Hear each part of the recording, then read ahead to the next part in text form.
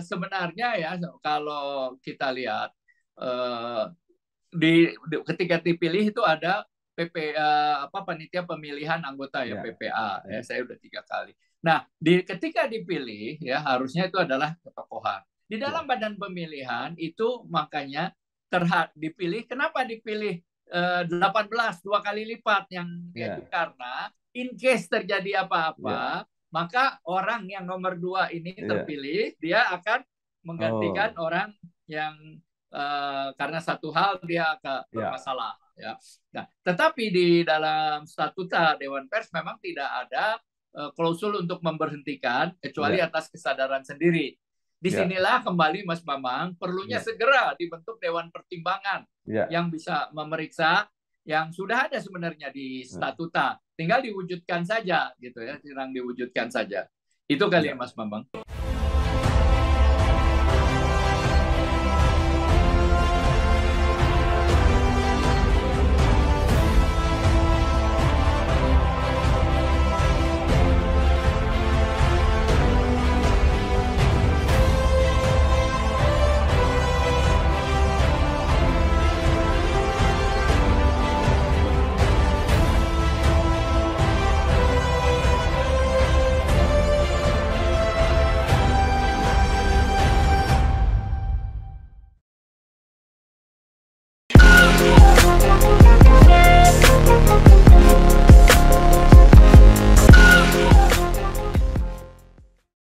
Assalamualaikum warahmatullahi wabarakatuh. Bersama saya Bambang Sadrono di kanal Inspirasi untuk Bangsa. Mudah-mudahan kanal ini selalu bisa memberi inspirasi, motivasi, dan edukasi. Kami sedang mempersiapkan beberapa video wawancara karena kami ingin memotret wajah pers Indonesia, baik di masa lalu, masa kini, maupun di masa datang. Saya sudah bersama Ya. dengan eh, seorang narasumber, saya kira yang cukup berkompeten untuk berbicara mengenai pers Indonesia, yakni Bapak Wina Armada, SH, MH, MPA. Beliau banyak sekali pengalamannya, juga pendidikannya juga di bidang hukum pers, banyak bekerja di media, pernah jadi Sekjen PWI Pusat, pernah jadi anggota Dewan Pers. Eh, inilah Pak Wina Armada. Apa kabar Pak Wina? Baik, baik. Ya, Gimana? Apa kabar Mas Bambang? sehat. Okay. Ya. Nah, mungkin bisa dimulai dengan Pak Wina bercerita tentang karirnya sebagai wartawan. Panjang sekali, jadi pengurus PWI Pusat, jadi Ya. anggota Dewan Pers, dan sekarang kelihatannya masih aktif membantu Dewan Pers. Silakan Pak Wina. Ya, terima kasih. Mas Bambang, saya ini kalau jadi wartawan bukan pilihan, tapi Nah, darah. Ya, darah. ada darah. Kenapa? Karena kakek saya, RH Didi Soekardi, itu merupakan salah satu perintis dari kemerdekaan pers di Indonesia yang sudah diakui oleh pemerintah. Ya. Beliau pada tahun 30-an, ketika Indonesia belum lahir, sudah membuat surat kabar yang namanya Utusan Indonesia, ya, Oh, bersama Bung Hatta. Jadi walaupun Indonesia belum ada, dia sudah memakai kata Indonesia gitu ya, luar udah biasa. berani saat itu ya. Ya. Dan bersama dengan para pejuang kita antara lain Bung Hatta sebagai karena bidangnya ekonomi dia lebih kepada pemimpin perusahaan, kakek saya kemudian menjadi pemimpin redaksinya ya. Itu terbitan di Jogja, dapat kita jumpai juga mungkin di perpustakaan nasional dan sebagainya data mengenai hal itu. Kemudian bapak saya ya oleh nenek saya dikirim ke Eropa untuk belajar kedokteran. Tapi Hmm. kemudian dia memilih menjadi wartawan sampai kemudian pulang ke Indonesia menjadi wartawan antara ya. Dan Oh. saya cita-citanya memang dari dulu karena lingkungan saya wartawan ya, hanya dua, menjadi wartawan dan menjadi advokat. Ya, Oh. alhamdulillah dua-duanya bisa tercapai berjalan seiring ya, dan Ya. lebih khusus lagi saya mengkhususkan kepada hukum pers. Nah, saya memulai karir saya sebagai calon. Kalau di PWI itu calon wartawan atau Iya, wartawan muda, calon wartawan dulu CA, iya. calon anggota namanya Calon CA. anggota. Iya, iya. Ya, jadi bukan wartawan muda malah calon gitu ya. Iya, iya. Ujian dan sebagainya, kemudian wartawan muda, anggota muda, anggota Madya dan anggota biasa. barulah masuk pengurus. Saya pun dari pengurus menjadi staf di seksi ya, di Jaya, kemudian merangkak ya berbagai jabatan sampai di pusat, dan akhirnya saya menjadi sekretaris jenderal sama dengan Bung Bambang. Setelah Bung Bambang, saya yang meneruskan menjadi sekjen ya di PWI. Nah, kemudian setelah itu saya menjadi sekretaris Dewan Kehormatan sama Bung Ilham. Bung Ilham ketuanya, saya sekretarisnya. Ya, kemudian saya ke Dewan Pers, ada 2 periode di Dewan Pers. Begitu juga di dunia kewartawanan, saya memulai dari calon reporter, ya, calon reporter di Surat Kabar Kampus dan seterusnya ya, menjadi penanggung jawab rubrik, redaktur pelaksana, pempret, sampai kemudian menjadi diberikan Tuhan amanah untuk menjadi pemilik harian Merdeka ya, yang lahir 1945, bukan Rakyat Merdeka. Ya begitulah dalam karir saya, udah 4 kali saya dibredel gitu ya. Jadi kalau ada orang 1 kali dibredel kemudian berkoar-koar bahwa itulah momentum, ya menurut saya ketawa aja ya. Enggak.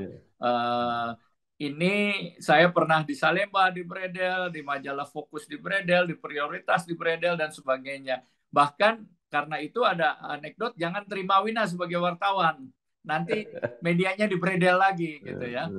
Tapi saya sebagai wartawan tidak pernah cengeng, tidak pernah mengeluh ya. Menurut saya memang itu bagian dari pekerjaan, dari konsekuensi wartawan.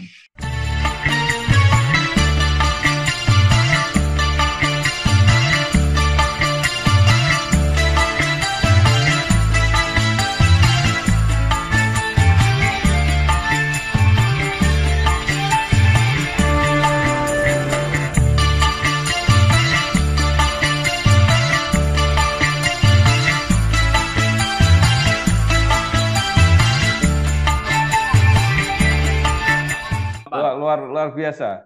Pak Wina sampai akhir sekarang ini juga tetap bukan hanya berada di lingkungan wartawan, tapi juga membela terutama eksistensi Dewan Pers yang dikonstruksikan sebagai jangkar untuk menjaga kemerdekaan pers di Indonesia. Nah, belum lama ini ada yang ingin menguji Undang-Undang Pers, Undang-Undang 40/99, dengan mempersoalkan posisi Dewan Pers. Dewan Pers ikut aktif intervensi di Mahkamah Konstitusi, dan kemudian Mahkamah Konstitusi menolak itu. Nah, Pak Wina mungkin bisa bercerita, karena kalau tidak salah Pak Wina berfungsi sebagai advokatnya Dewan Pers. Silakan Pak Wina. Ya, terima kasih Mas Bambang. Ini kan Undang-Undang Pers nomor 40 tahun 99, salah satu konseptornya Mas Bambang waktu itu ya, sebagai anggota fraksi ya dari Golkar ya. Dan kebetulan kami memiliki memori fund to listing yang sangat lengkap ya. Waktu itu kami di Media Law membuat itu sehingga bisa dipakai bersama-sama. Nah, pihak yang pemohon ini di Mahkamah Konstitusi sebenarnya bukan yang pertama mengajukan ini. Dia sudah 3 kali. Ya, sudah 3 kali. Yang pertama di Pengadilan Negeri ya, ditolak. Kemudian di PT UN ditolak juga, ya. Tidak menyerah, masuk ke yang Mahkamah Konstitusi. Nah, di Mahkamah Konstitusi ini ya, yang diadukan adalah, yang diperdebatkan, apakah norma-norma sebuah undang-undang bertentangan dengan norma konstitusi. Undang-Undang Dasar 1945. Dalam hal ini dipersoalkan ya, norma-norma yang terdapat di dalam Undang-Undang nomor 40 tahun 99, kita sebut saja dalam hal ini Undang-Undang Pers, ya, bertentangan dengan konstitusi, khususnya pasal 15 ayat 2 huruf F dan pasal 15 ayat 2 ayat 5 Undang-Undang Pers dianggap bertentangan dengan pasal 28 Undang-Undang Dasar 1945. Ya. Nah, kemudian sebenarnya kalau di Mahkamah Konstitusi itu yang menjadi termohon adalah itu pemerintah dan DPR. Ya, pemerintah. Kami dari Dewan Pers, saya kebetulan menjadi advokat di Dewan Pers, ya, itu bukan pihak termohon, tapi pihak terkait. Kami mengajukan diri sebagai pihak terkait sama seperti organisasi-organisasi persnya lain mengajukan diri sebagai pihak terkait. Tetapi karena kami merasa sangat berkepentingan, kamilah yang sangat aktif untuk melakukan koordinasi, menyediakan ahli, menyediakan saksi dan sebagainya ya.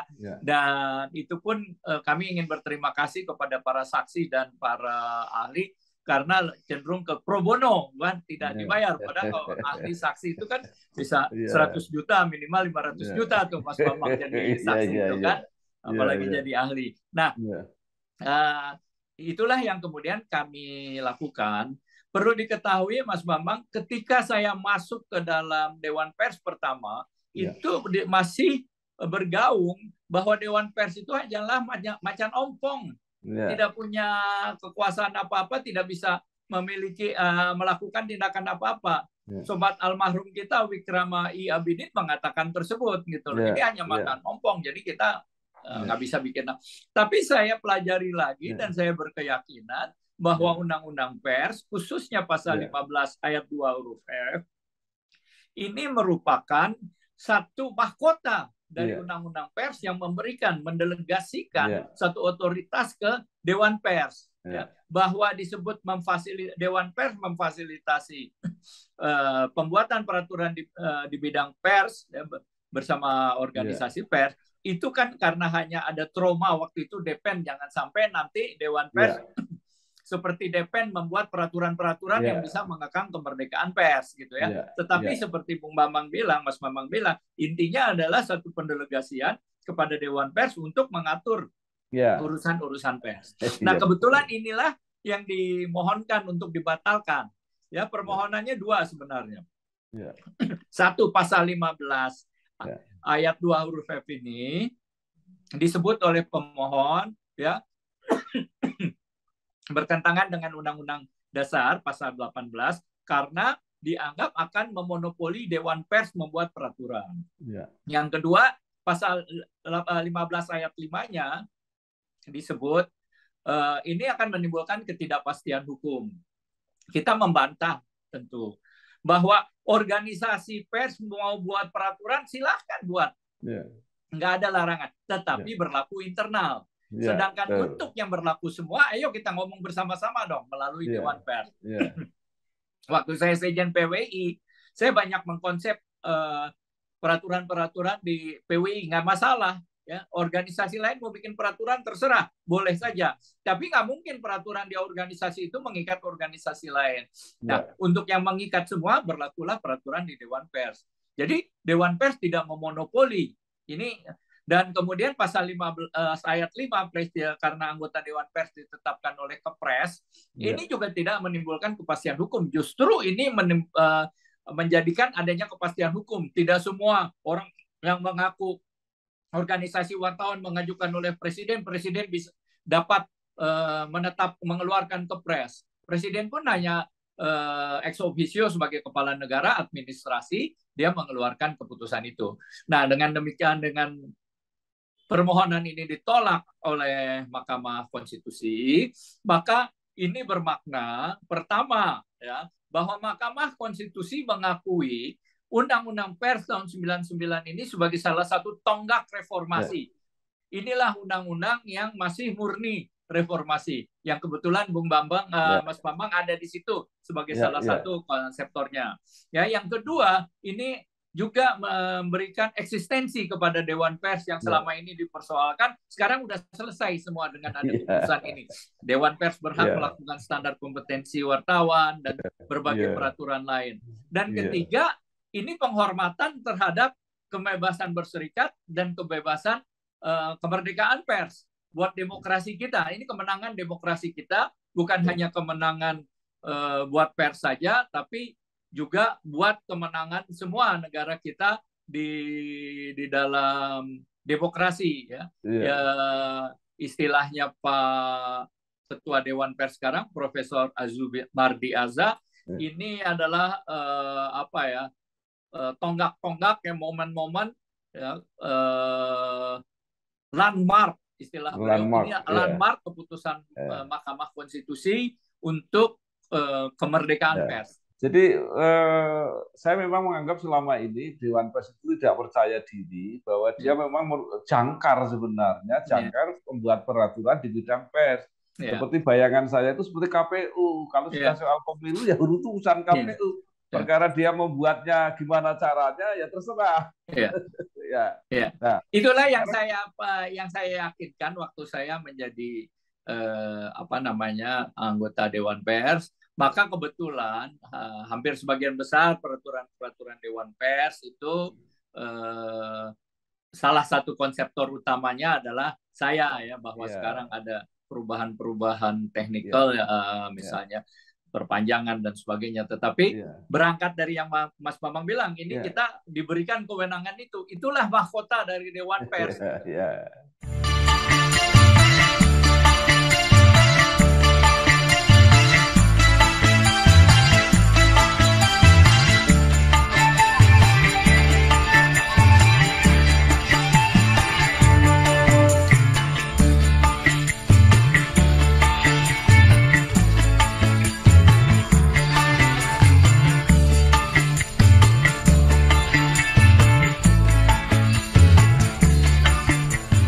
Nah, sekarang setelah itu dikukuhkan oleh Mahkamah Konstitusi, bahkan Pak Ketua Dewan Pers menyebut sebagai landmark itu tadi, ke depan menurut bayangan Pak Wina, apa sekarang yang akan dilakukan oleh Dewan Ya, Pers? seperti Mas Bambang bilang, dalam banyak hal Dewan Pers kan masih ada keraguan-raguan. Ya, Misalnya, untuk menentukan wartawan itu harus lulus standar kompetensi, ya kan? ya, Dewan Pers masih bimbang apakah ini ya, melanggar undang-undang atau tidak. ya, Tapi dengan ya, kemenangan tanda kutip ya, karena ya, di MK tidak dikenal istilah kemenangan ya, tapi kita ya, yang mempersepsikan itu adalah sebuah kemenangan.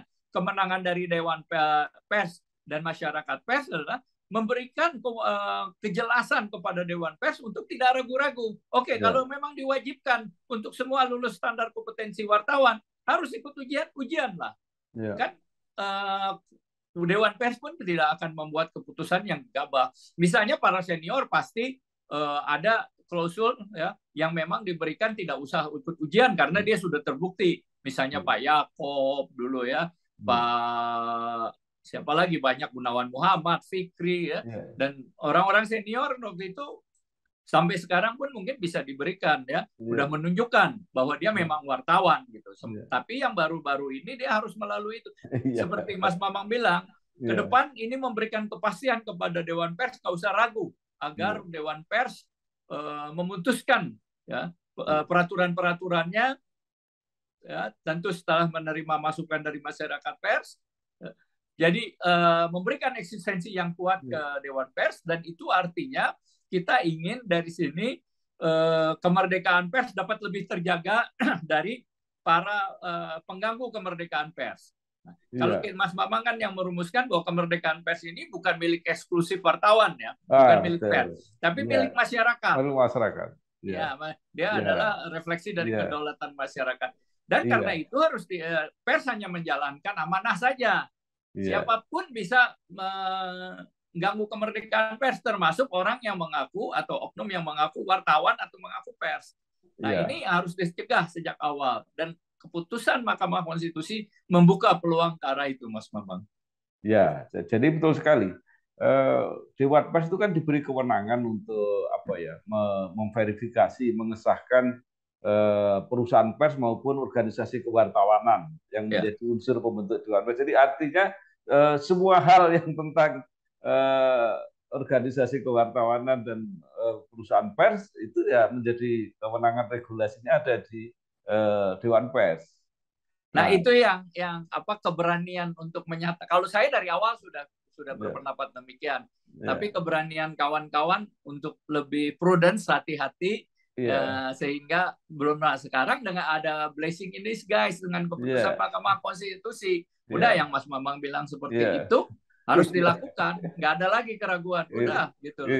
Itu kan ketika saya menyatakan bahwa Dewan Pers berwenang membuat regulasi, kan Ya, teman-teman sendiri ragu tuh. Ketika saya ya, nyatakan di depan Mahkamah Konstitusi kan ya, saya mengatakan ini jangkar nih Dewan Pers ini, jadi ya, punya hak untuk membuat ya. regulasi. Nah, Betul baik. betul Mas.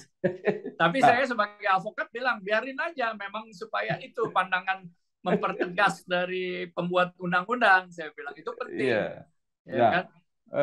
sekarang dengan posisi itu, kredibilitas Dewan Pers semakin kuat. Jadi masyarakat bisa menjadikan rujukan mana yang benar, mana yang akurasi, mana yang melanggar etika dan sebagainya, itu bisa ke Dewan Pers. Nah, sekarang Pak Wina saya ajak berdiskusi mengenai kasus ya.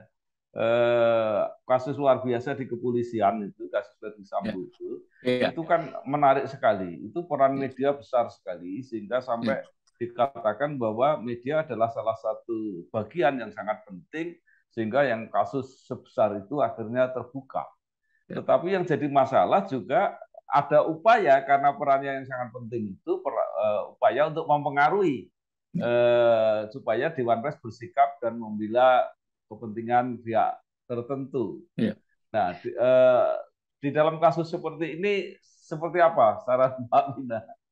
Iya, yang pertama-tama adalah ya yang perlu dicermati bahwa Dewan Pers itu memang perlu dikritisi kalau ada apa-apa dari masyarakat, itu biasa saja ya. Nah, yang kedua adalah pendapat Dewan Pers itu sudah dikemukakan bahwa bagi Dewan Pers ya narasumber itu, dan saya juga sudah menulis, narasumber itu boleh dari mana-mana, bahkan ada narasumber anonim yang perlu dilindungi ya. Dan Saudara Yadi yang sudah mengatakan bahwa itu hanya slip of the tongue dan itu bukan pendapat dari Dewan Pers. Tapi ada hal juga yang penting menurut saya ketika kami membuat statuta dari Dewan Pers, ada hal yang menarik adalah bahwa di dalam statuta itu ada namanya Dewan Pertimbangan. Ya. Dewan Pertimbangan itu sudah hampir 6 periode udah ada di statuta, tapi belum pernah diwujudkan di Dewan Pers. Nah, saya kira dengan adanya kasus sepanjang ini ya itu urgensi untuk membentuk Dewan Pertimbangan itu menjadi lebih tinggi. Dewan Pertimbangan di Dewan Pers maksudnya. Sehingga Dewan Pers ini bukan satu super body yang tidak bisa yang tidak mengawasi, tapi yang mengawasi bukan dari luar, harus internal di masyarakat pers sendiri. Itulah yang di dalam statuta disebut sebagai Dewan Pertimbangan. Saya sudah bicara dengan Pak Azumardi Azza, Ketua Dewan Pers, saya sudah bicara dengan Pak Agung ya, Wakil Ketua Dewan Pers dan beberapa anggota untuk segera ini dibentuk. Sehingga kalau ada kasus-kasus lain di internal dulu diperiksa ya, apakah itu terjadi apa tidak gitu ya. Nah, ini kan kalau sekarang langsung kepada yang bersangkutan dan siapa yang mau menentukan gitu ya. Nah, ini barangkali ke depan seperti itu. Tetapi mengenai Sambo sendiri, saya pikir emang ini kasus yang luar biasa besar ya, kita sebut aja itu kan. Sampai sekarang pun bagaimana bentuk kejadian sebenarnya kan masih ada dispute ya, masih ada debatable antara berbagai pihak, siapa yang menembak, ini menembak apa. Ini menjadi tetapi saya berkeyakinan ya, Dewan Pers itu tidak boleh menerima uang ya, dari pihak yang bersengketa atau siapapun, dan kalau itu sampai kejadian ya harus mengundurkan diri, harus atau dikeluarkan oleh penggantinya gitu ya. Tapi saya melihat sampai sejauh ini sebagai anggota Dewan Pers itu tidak terjadi. Nah, saya juga ingin mengkritik persnya sendiri. Beda ketika online belum ada, pers zaman itu pasti melakukan investigasi. Sekarang tidak ada investigasi, itu nol sama sekali. Ya, nol. Padahal itu terbuka kemungkinan. Ini Mas Bambang hikmah dari yang lain ini. Wartawan kita kayaknya males-males aja nih sekarang. Melalap yang dari media sosial, melalap dari sumber resmi. Padahal kalau diinvestigasi, perkembangannya menarik ya. Menarik. Saya nggak ada ya, Tempo dengan akses dari BAP dia bisa lihat kemudian. Tapi dalam hal investigasi apa yang sebenarnya terjadi ini belum ada. Ini menurut saya satu kemunduran luar biasa.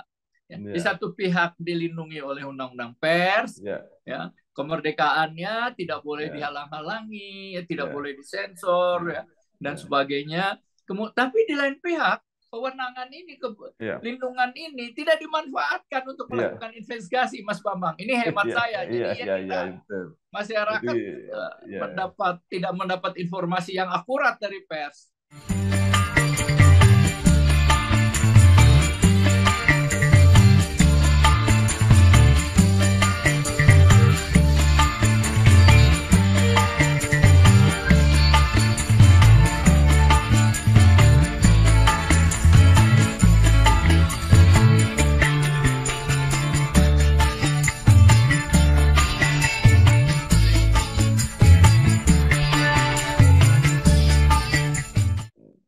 Jadi untuk menjadi profesi yang kredibel gitu, diperlukan usaha yang lebih keras.